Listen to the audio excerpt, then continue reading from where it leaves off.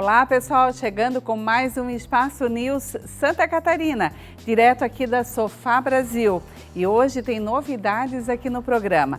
Então confira comigo agora quais são os destaques que a gente preparou aí com tanto carinho para vocês.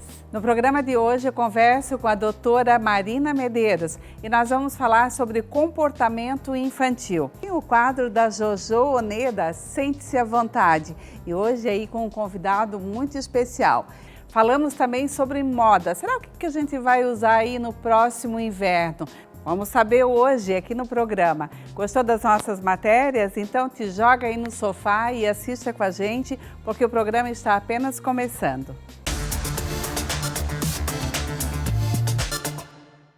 Já aqui do meu lado, a doutora Marina Medeiros, que é pediatra, e a gente vai conversar sobre comportamento infantil. Seja bem-vinda, doutora. Obrigada. Difícil falar sobre o comportamento das crianças sem falar sobre o comportamento dos pais, né?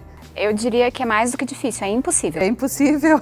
Doutora, eu queria saber quais são as maiores dificuldades, então, quando os pais se procuram no consultório. Quando eles me procuram, assim, em primeiro lugar, a maior dificuldade dos pais é entender que a criança ela não nasce pronta sabendo se comportar. Assim como ela não nasce sabendo andar e sabendo falar, e ela aprende aos pouquinhos e na base da tentativa e erro, comportamento também é assim. Ela não nasce entendendo como o mundo funciona, como as pessoas se comportam, o que é esperado delas. Isso elas também aprendem na base da tentativa e do erro. E tem um pouquinho mais de paciência também, porque muitos pais não têm a experiência, mas também não têm a paciência, mais ou menos assim? Isso, e daí tem uma coisa que eu acho que influencia muito mesmo, que é a percepção que os pais têm de como a sua educação, a educação que eles receberam dos próprios pais, influencia na maneira como eles lidam com as suas crianças. E se a gente for pensar em como as pessoas dessas tradições educavam os filhos há 30, 40, 50 anos atrás, existia sim uma tendência a usar a violência física como forma de educação. Era como as pessoas viam na época como a melhor alternativa de educar as crianças.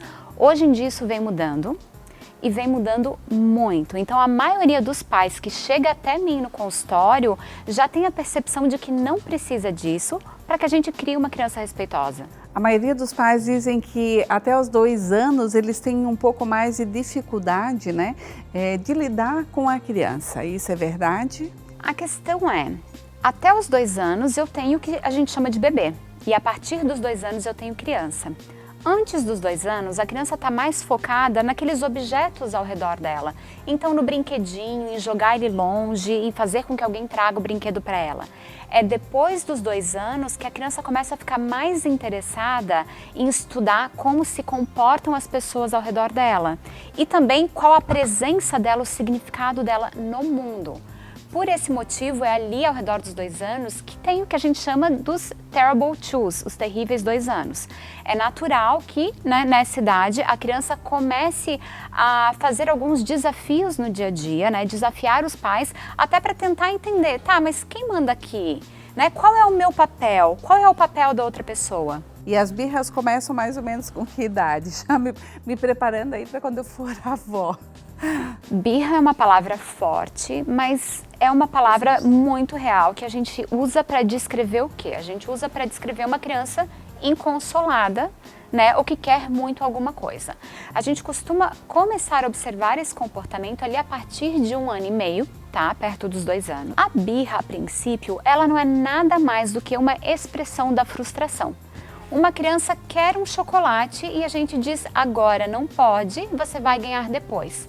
Para ela, aquele chocolate é muito, muito, muito importante. Ela fica muito triste, muito frustrada e ela, a cabecinha dela ainda não tem regulação para expressar essa frustração de uma forma que nós adultos consideramos adequada.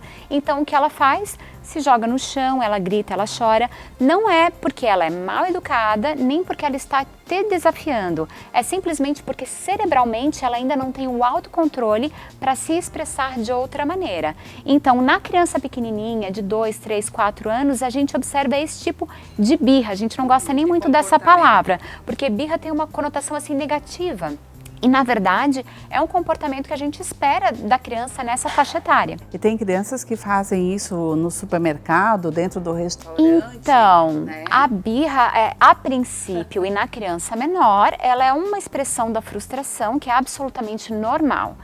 Mas, se a criança percebe que com esse tipo de comportamento ela consegue alterar as coisas ao seu redor, aos poucos a birra passa a ser um comportamento aprendido e a criança, conforme ela cresce, ela continua dependendo da birra, dessa expressão de frustração, para tentar alterar as coisas de acordo com o que ela gostaria. Então, a princípio, birra é super saudável, não tem problema nenhum, a gente não precisa brigar com uma criança nem calar o choro dela só porque ela está muito frustrada, porque não pode ter algo que a gente não quer dar no momento.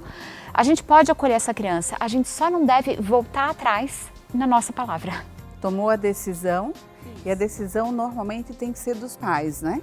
Porque às vezes a mãe diz sim, o pai diz não e acaba criando um conflito até entre o casal, né? Por causa da criança. Eu faço muita consulta de orientação de comportamento infantil e normalmente só com os pais.